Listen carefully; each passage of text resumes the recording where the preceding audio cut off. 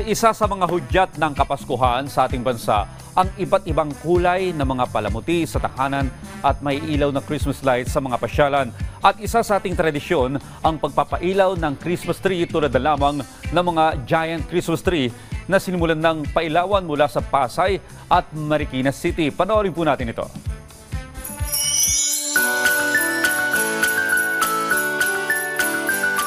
Walang kapantayang saya ng mga bata tuwing Pasko, lalo na kapag nakakakita sila ng makukulay na ilaw, makikinang na palamuti at mga regalo.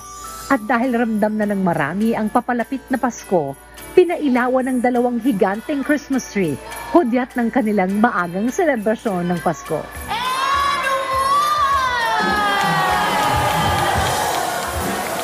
We mean a return to a timeless classic Christmas celebrated together with your loved ones and special someones. No?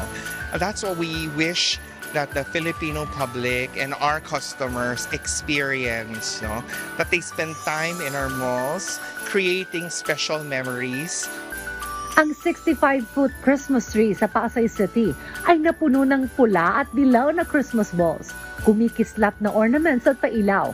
Maririnig din ang mga paboritong Christmas song. We have a lot of things in store for them, no? Including our special fireworks, holiday fireworks, and then we have Christmas markets, and even on weekends, we have Santa meet and greets here in the mall. Samantala, nagliwanag din ng 35-foot na Christmas tree sa Marikina City. Tema nila ngayong taon ay Joyful Rocking Holiday Vibe, na sinabayan pa ng music and dance performances.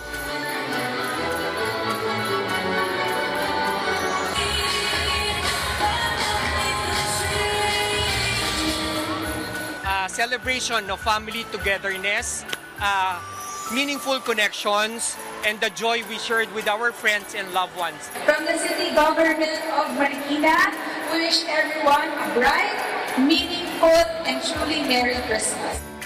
Kitang-kita naman ang tuwa sa mga mata ng mga bata na excited at masayang lumibot sa paligid.